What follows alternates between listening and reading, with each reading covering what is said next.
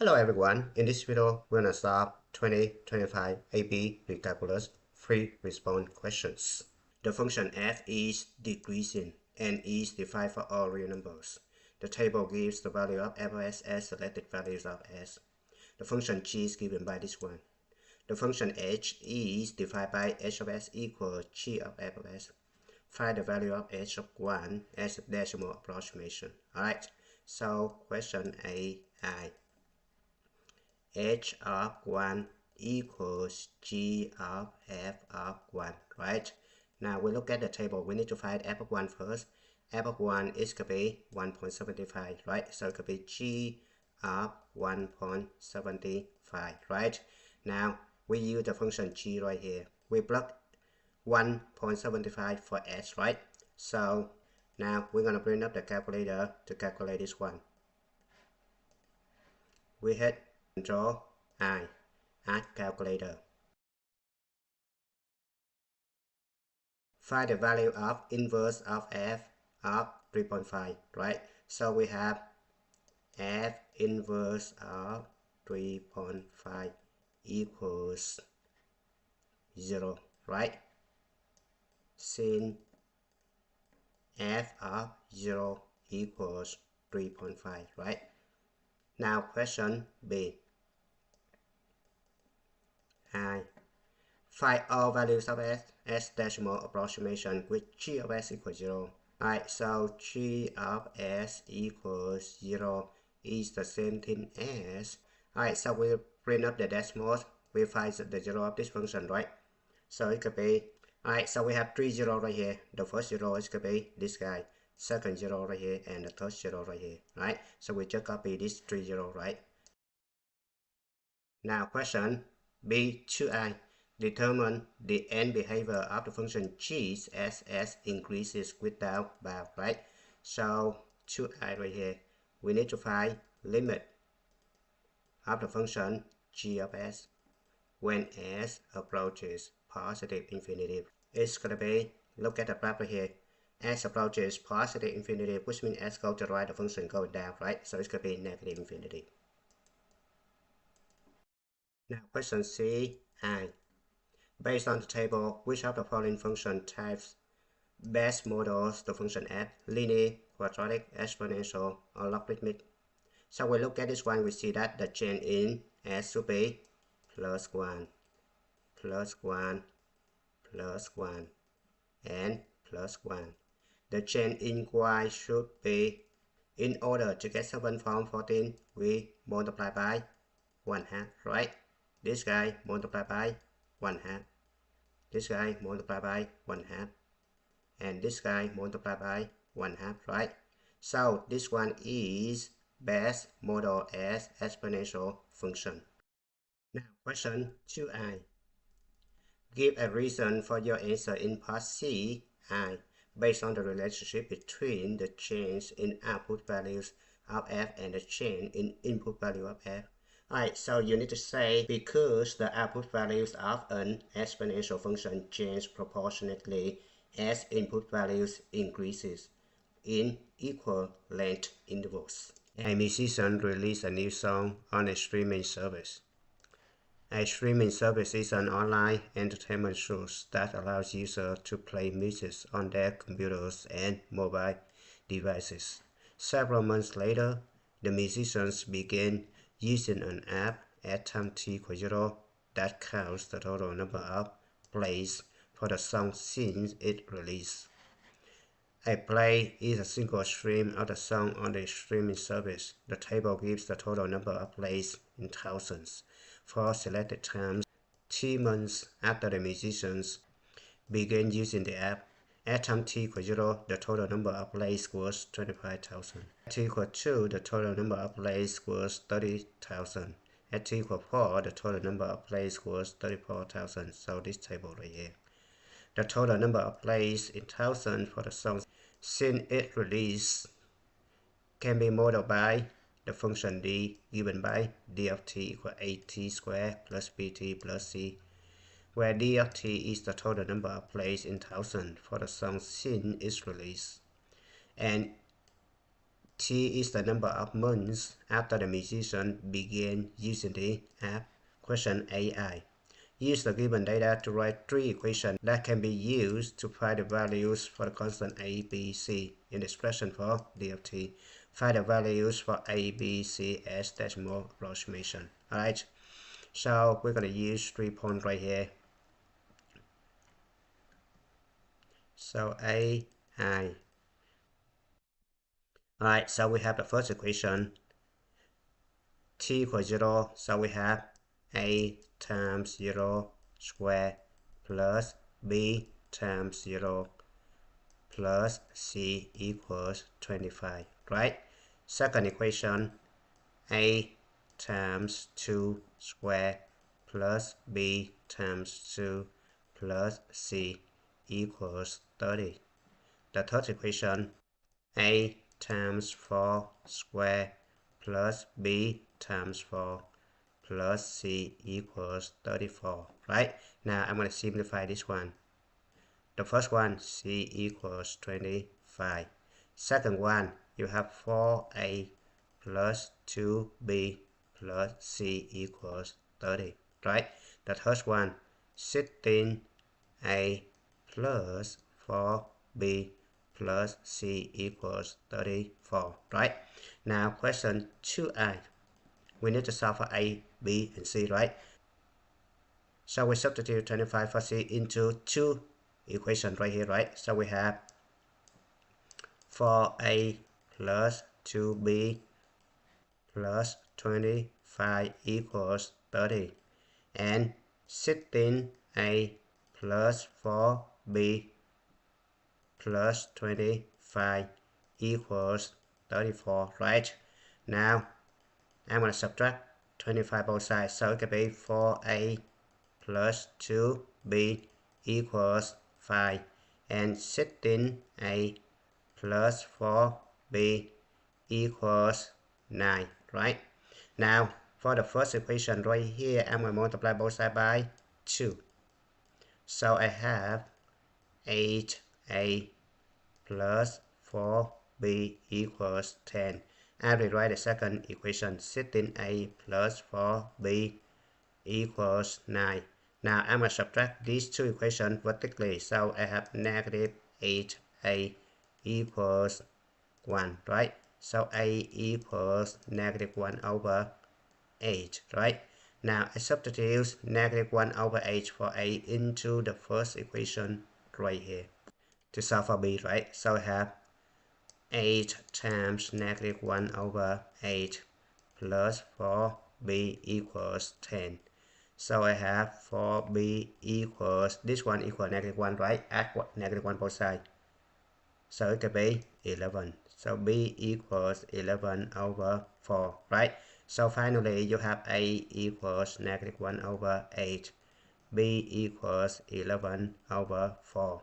And C equals 25, right? Now, since the question wants us to leave the answer as decimal approximation, so A must be negative 0.125, right? B equals 2.75, right? And C equals 25, right?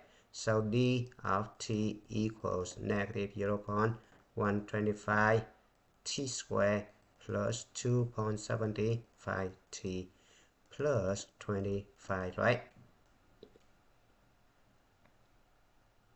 Alright, question B.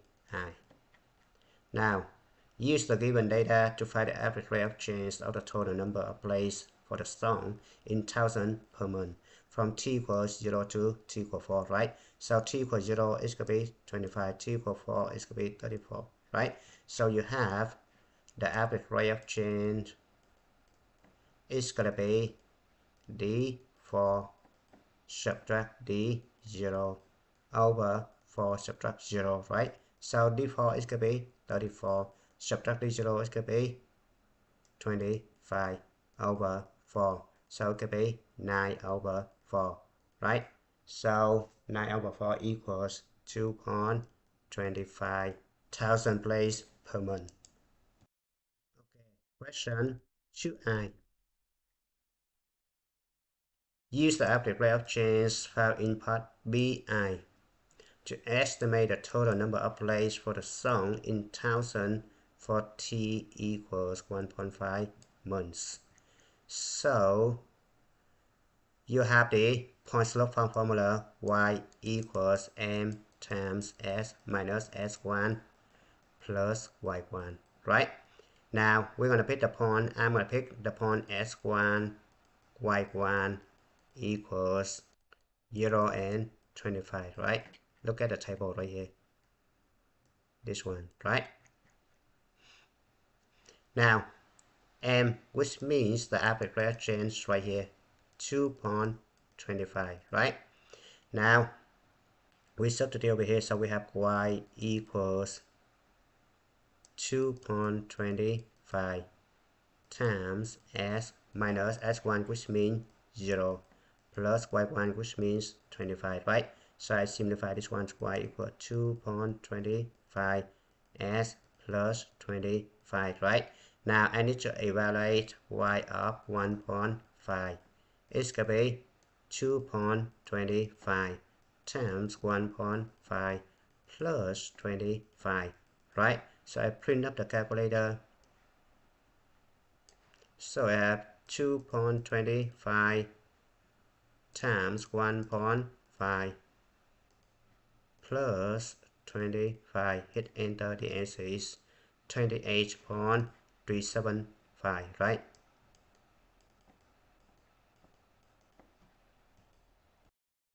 Now question 3i.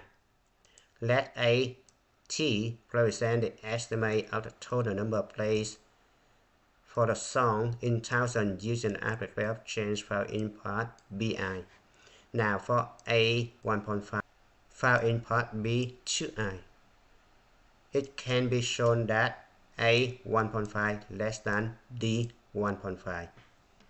Explain why in general a t less than d t for all t where t between 0 and 4.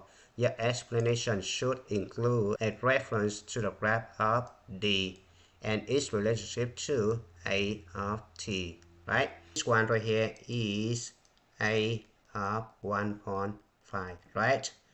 And this one is the function a of t, right?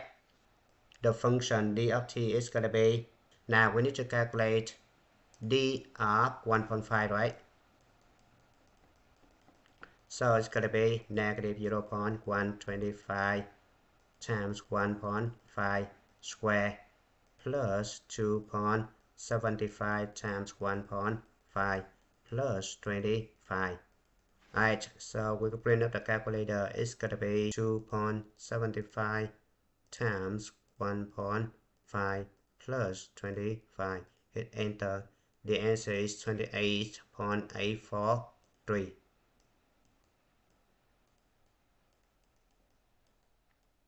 Thousand play. Right. Now we're gonna wrap this one right here and the function d of t right here on the same x and y coordinate plane to see how it looks like, right? So it's gonna be like this. Look, within the interval from 0 to 4, right? This one is 0 and this one is like 4 right here, right?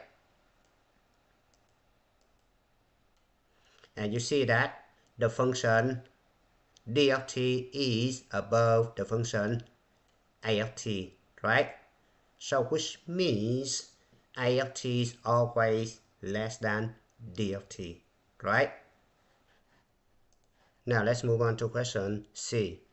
The quadratic function model d has exactly one absolute minimum or one absolute maximum. That minimum or maximum can be used to determine a domain restriction for d. Based on the concept of the problem, explain how that minimum or maximum can be used to determine a boundary for the domain of d. Alright, so we look at the graph right here. We see that the quadratic function is concave down, so the maximum should be right here. Right? It's at 11 right here. Right? So you need to say that The quadratic function d of t has exactly one absolute maximum since a less than 0, right? A equal negative 0.125 right here. To determine a domain restriction, we need to find the vertex. So the vertex is right here. S equals 11, y equals 40.125, right? Since the song growth is unlikely to continue indefinitely, a realistic domain restriction could be 0 to 11, right? From here to here, reflecting the time until the maximum place are reached. Alright, so here's the answer for question C. For a guitar to make a sound, the strings need to vibrate or move up and down or back and forth in a motion that can be modeled by a periodic function. At time t equals 0 seconds, point S on one vibrating guitar string starts at its highest position, 2 millimeters above its resting position.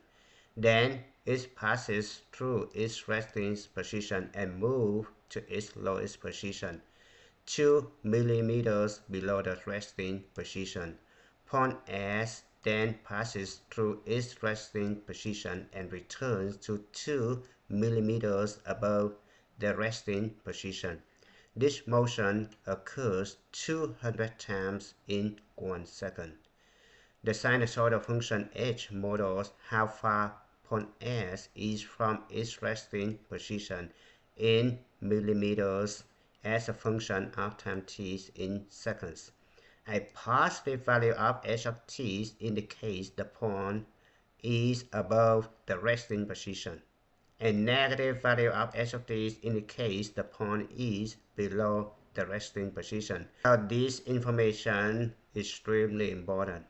The graph of the function h and its dashed midline for 2 full cycles is shown. 5 points F, G, J, K, and P are labeled on the graph. No scale is indicated and no axes are represented. Determine the possible coordinates of t, h of t for the 5 points F, G, J, K, and P. Alright, so we look at this one right here. Go ahead, sketch the guitar, right? So suppose I have the guitar like this. Alright, so this one is the resting position. Now when it's go up here, it's gonna be 2 millimeter. When it's go down here, it's gonna be negative 2 millimeter, right? Look at this one right here. It say that, right? And negative values is below the resting position, right? Positive is above, right? So you have the maximum is 2, you put 2 right here. Minimum is negative 2, so the midline should be 0, right? Now, after you have the y coordinate of this point, you put this guy over here. This guy must be 2. This guy must be 2. This guy right here must be 0. This guy right here must be 0, right? And this guy right here must be negative 2, right? Now you need to fill in the x coordinate, right? So we look at this one right here. We need to find the period first, right? So the period equal time divided by number of rotation, right? So it's gonna be 1 second right here divided by 200. 1 divided by 200, right? Now, after you have period, you need to take the period divided by 4 to find the length of each quarter, right? So 1 over 200 divided by 4. It's going to be 1 over 800. This is the length of each quarter, right? So, look at this one right here. At time t equals 0. Point S is on the vibrating guitar string start at its highest position. Alright, so highest position is right here.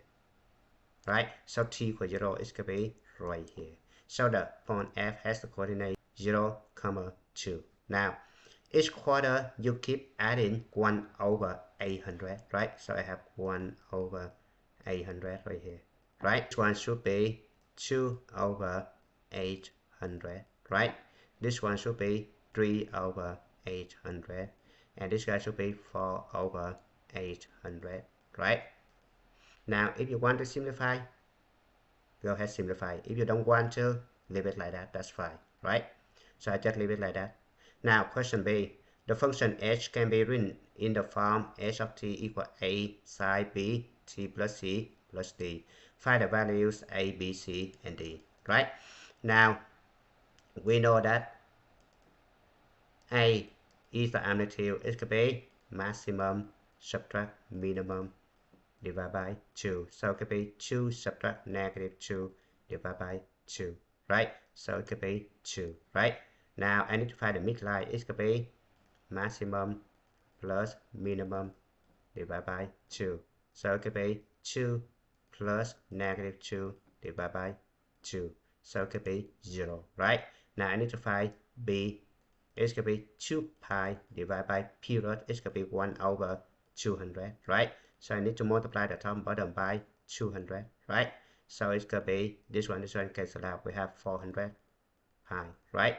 And the last one, C. We need to determine the phase shift, right? So you know that the sine function always starts from the midline, right? So it could be like this, right? So if it's going up first, A should be positive, right? Second one right here is going down. So this one A is negative, right? Now you're gonna pick the phase shift. You can start right here, right here, right here, or right here, right? So I just pick 2 points right here, which is given right here. So it have saved my time, right? Now if I pick the point G, so which means it shift to the right 1 over 800, which means C equals negative 1 over 800, right? And then the function is going down first, right? Which means A is negative, right? So right here, C equals negative 1 over 800. And then A right here must be negative 2, right? Now, the second option is I still have A equals 2, right? D equals 0. B equals 400, right? Now C, if I pick the starting point right here, which means the function shift to the right 3 over 800. So C equals negative 3 over 800. And the function going up, right? So A positive, right? So A still the same, right? This one negative 3 over 800, right? Let's move on to question C. Refer to the graph of h in part A. The t-coordinate upon G is t1. T-coordinate upon J is t2. Right, so point G and point J is going to be this guy right here. On the interval t1, t2, which of the following is true about the function h, right? Now, in order to know if the function h is positive, negative, look at the y-coordinate. The y-coordinate right here is less than 0. You see that 0 and negative 2 less than 0, right? So the function must be negative, right? So I need to eliminate A and B. Now the function is going down, which means it's decreasing, right? So the answer must be D. Let's move on to question C2i. On the interval t1, t2, describe the concavity of the function h and determine whether the rate of change of the function h is increasing or decreasing, right? So within this interval, the function is concave up, right? And the rate of change is increasing because the function is concave up, right? Alright, so here's the answer for question C2i. Pre-response question number 4. A function g and h are given by this guy. Solve g of x equal 4 for value of s in the domain of g. Alright, so we let this one equals 4, right? So 2 log by 3 of s equals 4.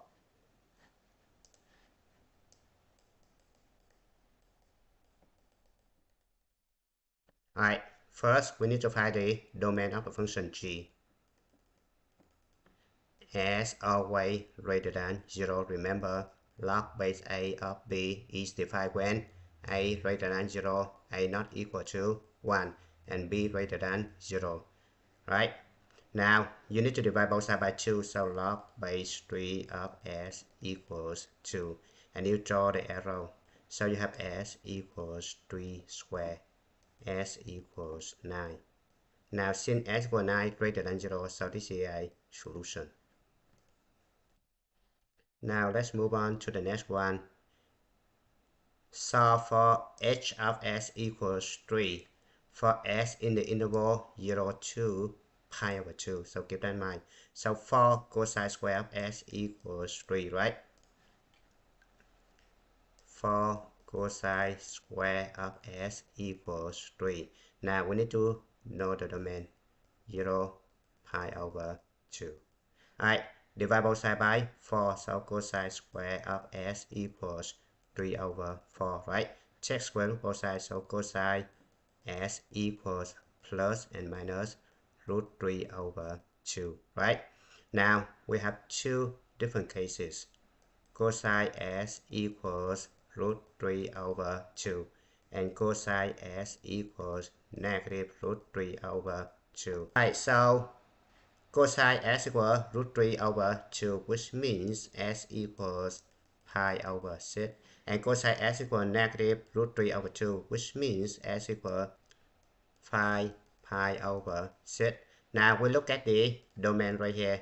S between 0 to pi over 2, which means your solution should be in the first quadrant only, right? So we just ignore this guy right here, right? So this one is not a solution. Right, so we need to solve this one. So s equals pi over 6, and that's it. Now let's move on to question B. The function j and k are given by k of s equal this one, k of s equal this one. Rewrite j of s as a single logarithm base 2 without negative exponent in any part of the expression. Your result should be of the form log base 2 of expression. Alright, so I have j of s equal to log base 2 of s plus 3 log base 2 of 2, right? Now, we have the formula log base a of b raised to the power of k. You can bring k to the front. So it's going to be k log base a of b. Now you can bring k back over here to get this one right here, right? So in order to condense this one, make sure coefficient in front of log should be 1. Keep that in mind. So I need to bring 3 back over here. So I have log base 2 of s plus log base 2 of 2 power of 3 equals 8, right? Now, since this guy have the same base, I have the formula log base a of b plus log base a of c equal log base a of b times c. So the answer must be log base 2 of 8 times s, and this is the final answer. Now let's move on to question 2i. Rewrite k of s as an expression in which tangent s appears exactly once and no other trigonometric function involved. Alright, so k of s equals 6 over tangent s times cosecant square of s minus 1. Alright, so we know that 1 plus cotangent square of s equals cosecant square of s, right? Now I need to subtract 1 both sides, so I have cotangent square of s equal cosecant square of s minus 1, right?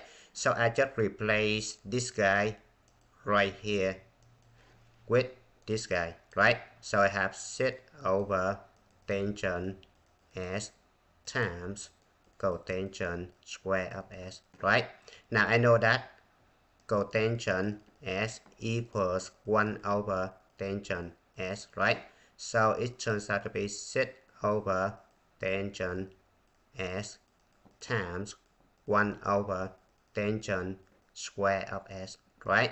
Now I need to simplify this guy and this guy. So I have 6 over 1 over tangent s, right? Now I need to multiply the top and bottom by tangent s to simplify this one, right? So this one cancel out. I have set tangent s, and this is the final answer. Now let's move on to question C. The function m is given by m of s equals e to the 2s minus e to the s minus 12. Find all input values in the domain of m that yield an output value of 0, right? So have m of s equals this one. Now I need to solve this one, right? So have m of s equals 0, right? Which means e to the 2s minus e to the s minus 12 equals 0, right? Alright, so in order to solve this one, we're going to use u substitution, right? So I'm going to let u be e to the s. Now the domain should be u greater than 0 since e to the s greater than 0, right? So I substitute u for e to the s into this equation. So I have u squared minus u minus 12 equals 0, right? Now I need to factor this guy, right? So I need to use S method to factor this one. I need to put C right here, which means negative 12, and B right here, which means negative 1, right? I need to find two integers multiply equals negative 12 add up to negative 1, which means negative 4 and 3, right? So this guy becomes u minus 4 times u plus 3 equals 0, right? So this one is the 0 product, right? So u minus 4 equals 0 and u plus 3 equals 0, right? So you need to solve for u. So u equals 4 and u equals negative 3, right? Look at the domain right here. U must be greater than 0, right? So this is not a solution because negative 3 less than 0, right? So this one is solution. So then you have e to the s equals 4, right? Because you need to substitute back over here, right? Now look at the base right here, the base e, right? So I need to take natural log both sides, right? So natural log of e to the s equals natural log of 4, right? Now I bring s to the front, right? So s natural log of e equals natural log of 4, right? Natural log of e equals 1, right? So s equals natural log of 4. This is the final solution. And it's your time to stop. Thank you for watching. I hope you enjoyed the video. Remember that if you failing to prepare, you're preparing to fail. We rise like tall buildings as the chemicals they take us higher. The night's young and it's just begun as she puts her hand in mine.